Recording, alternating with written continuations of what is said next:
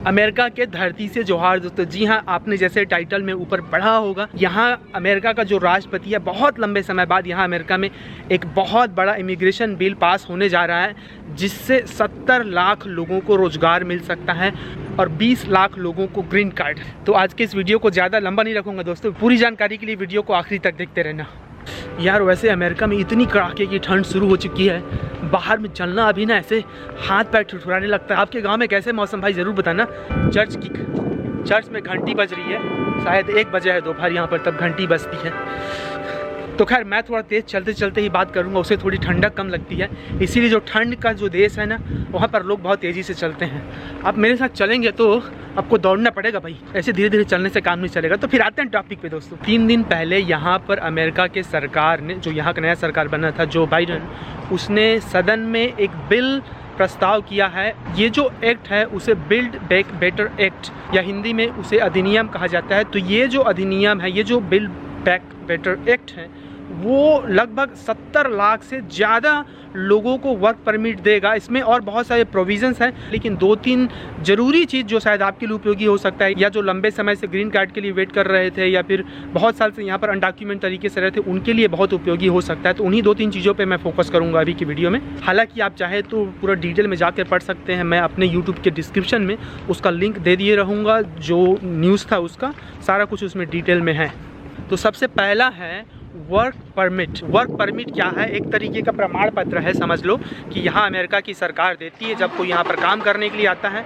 वो जो work permit मिलता है उसके बाद ही यहाँ पर कोई काम कर सकता है लीगल तौर पर, ठीक है। उसके बाद आप कहीं पर भी, किसी भी दुकान में, कहीं पर भी किसी भी तरीके का काम कर सकते हैं। तो यहाँ अमेरिका में बहुत सालों से बहुत सारे अनडॉक्यूमेंटेड, जिनके पास कोई कागज़ पेपर नहीं है, जो किसी तरीके से यहाँ आए थे फिर कभी लौटे ही नहीं, और एक तरीके से कथित रूप से गैर कानूनी से यहाँ रह रहे हैं, जिनके पास कोई डॉक्यूमेंट्स वगैरह नहीं है। तो ट्रम्प जब सरकार था तो क्या हो रहा था कि वैसे लोगों को यहाँ से डिपोर्ट किया जा रहा था, वापस उनका देश भेजा जा रहा था। लेकिन ये जो नई पार्टी सरकार में आई है, डेमोक्रेट पार्टी, वो थोड़ा सा इमिग्रेंट के प्रति थोड़ा सा नरम रुख इख्तियार करती है। तो हो क्या रहा है कि उन्होंने बोला कि भाई ये लोग बहुत सालों से ऑलरेडी यहाँ रह रहे हैं, क्यों ना उनमें से बहुत सारे लोगों को पैरोल में रखे, उनको वर्क परमिट दे, ताकि वो यहाँ अमेरिका में रह के यहाँ की इकानमी की मजबूती में थोड़ा सा और भूमिका निभा सकते हैं। तो वर्क परमिट के लिए एक छोटा सा शर्त ये है कि यहाँ पर जो लोग जनवरी 1 2011 के बाद से रह रहे हैं, कम से कम मतलब तकरीबन 10 साल से, तो ऐसे लोगों को ही वर्क परमिट मिलेगा, जिसकी संख्या 70 लाख, मतलब 70 लाख लोगों को यहाँ अमेरिका की जो सरकार है वो वर्क परमिट देगी, जो अनडॉक्यूमेंटेड थे, जो यहाँ जैसे मैं बता रहा था बहुत सालों से यहाँ रह रहे थे, जिनके पास कोई वर्क परमिट नहीं था। तो उनको यहाँ पर सुरक्षा देने के लिए एक तरीके से वर्क परमिट दिया जा रहा है। और उन 70 लाख में से 15 लाख लोगों को मिलेगा ग्रीन कार्ड, जो अमेरिकन फैमिली मेंबर होता है उनके द्वारा।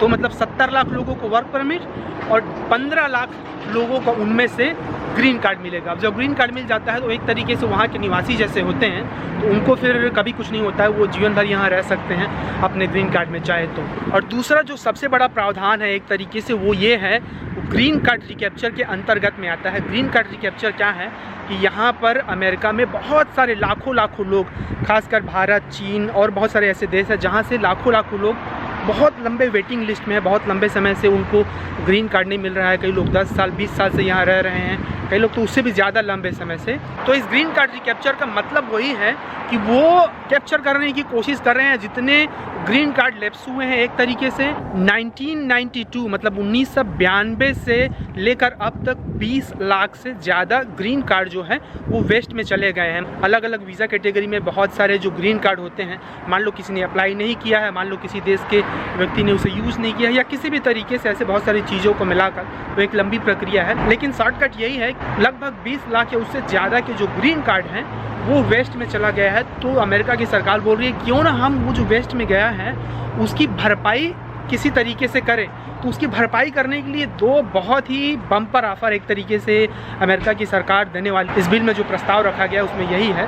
तो पहला एम्प्लॉयमेंट बेस्ड वीज़ा में, जैसे कोई H1B वीज़ा या और कई तरीके के जो रोज़गार वाला वीज़ा था, जो यहाँ बहुत लंबे समय से काम कर रहे थे, अगर वो 2 साल से ज़्यादा वेटिंग लिस्ट में हैं तो वो $5000 देकर बेसिकली ग्रीन कार्ड खरीद सकते हैं। तो मतलब एक तरीके से वो जो भरपाई करने की जो बात हो रही थी, शायद उसको इस तरीके से भरने की कोशिश की जा रही है ताकि यहाँ पर जो जो स्किल्ड वर्कर है, जो जिनके पास काम है, जिसके पास बहुत अलग अलग तरीके का स्किल है, उनके स्किल को उपयोग किया जा सके ताकि वो यहाँ सुरक्षित तरीके से रह सके। शायद यही उनकी योजना है।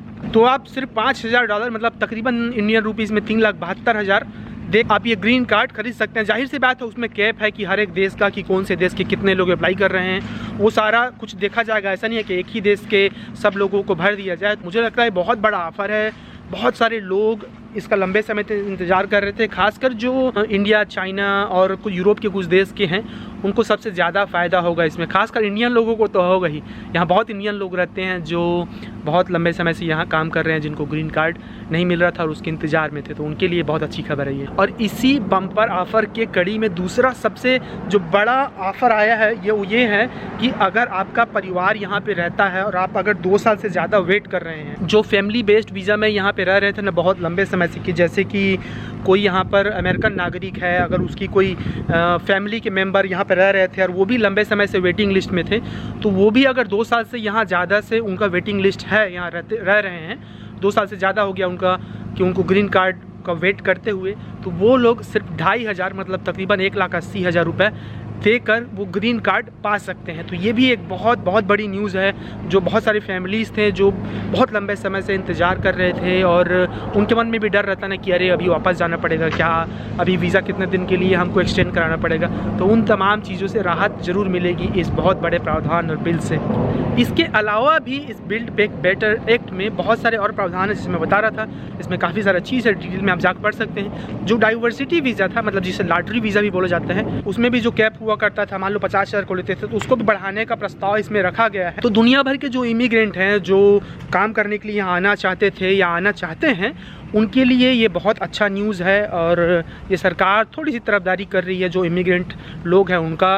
और बहुत सारे लोग जो यहाँ पर, जैसे मैं बता रहा था, जो अनडॉक्यूमेंटेड लोग हैं, उनको तो निश्चित रूप से फ़ायदा होगा, वो ऑलरेडी यहाँ से रह रहे थे। इसके साथ ही मुझे लगता है कि आने वाले समय में जो भारत, पाकिस्तान, बांग्लादेश, नेपाल या कहीं से भी हैं, उन देश से आने वाले जो स्किल्ड लेबर है उनको और ये लोग बढ़ावा देंगे ताकि वो लोग यहाँ आ सके। और इससे यहाँ के सरकार को ही फ़ायदा होता है ना, क्योंकि इससे इनको मतलब थोड़ा सा कंपेयर टू सस्ता लेबर मिलता है एक तरीके से, और यहाँ की इकानमी को उससे फ़ायदा होता है। हो सकता है कि आप सवाल पूछे कि भाई ये लागू कब से होगा, या क्या ये कल से ही लागू हो जाएगा, या कैसे भी करके। तो इसे इस तरीके से समझना पड़ेगा कि यहाँ पर 2 तरीके का सदन होता है। जैसे इंडिया में होता है ना राज्यसभा, लोकसभा और तमाम तरीके की सभा हैं, वैसे ही यहाँ पर 2 तरीके का सदन होता है। अमेरिका में 50 राज्य है, तो एक होता है थोड़ा सा छोटा सदन होता है, वो है हाउस ऑफ रिप्रेजेंटेटिव बोलते हैं। तो हाउस ऑफ रिप्रेजेंटेटिव में उसको पारित कर दिया गया है और इसको ऊपर भेज दिया गया है। तो दूसरा जो बड़ा सदन है उससे, वो है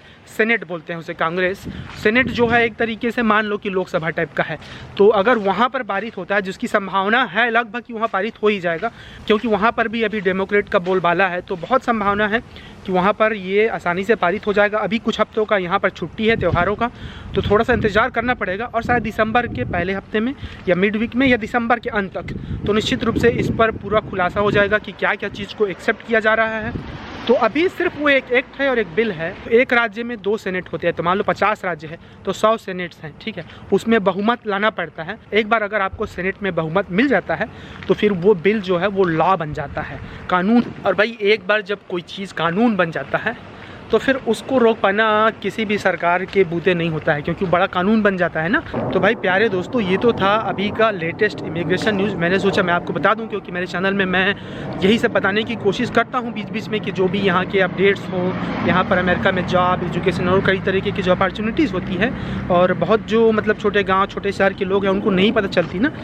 तो मेरी कोशिश रहती है कि अमेरिका से थोड़ी बहुत उस तरीके की जानकारियाँ आप तक पहुँचाता रहूँ। वैसे अगर आप चाहें तो इस वीडियो के अंत में एक वीडियो आएगा, इसी के बारे में मैंने 1 महीना पहले भी बताया था जब इसको इस सदन में लाया जा रहा था। अभी तो इसको एक सदन में पास कर दिया गया है ना, इसके बारे में मैंने पहले से एक वीडियो बना रखा था जिसमें थोड़ा सा डिटेल में मैंने बताया था, आप उसे भी देख सकते हैं आप चाहें तो। इसके अलावा भी बाकी आपके मन में जो भी सवाल हो यहाँ अमेरिका में अपॉर्चुनिटीज़ के बारे में, या अमेरिका के बारे में, या विदेशों में एजुकेशन के बारे में इन जनरल, ज़रूरी नहीं है कि सिर्फ अमेरिका के बारे बारे में। तो प्लीज़ आप मेरे चैनल से जुड़ना जरूर, अगर अभी तक सब्सक्राइब नहीं किए हो तो सब्सक्राइब भी कर लेना। मैं हर वीडियो में बोलते रहता हूँ, सब्सक्राइब करने का यार पैसा नहीं लगता है, और उससे होता क्या है, चैनल को थोड़ा सा मदद मिलता है और ज़्यादा लोगों तक ऐसी जानकारियाँ पहुँचती। आपके और भी कुछ भी सवाल हो, कुछ भी हो तो कमेंट करके ज़रूर बताना। मुझे जवाब देने में कई बार देरी हो जाती है, उसके लिए मैं सॉरी हूँ, लेकिन जब भी वक्त होता है मैं जवाब देने की कोशिश करता हूँ, इंस्टाग्राम में या कमेंट में या कहीं पर भी।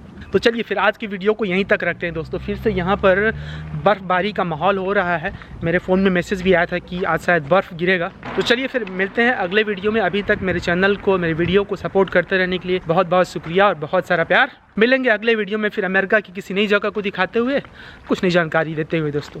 शुक्रिया, जोहार।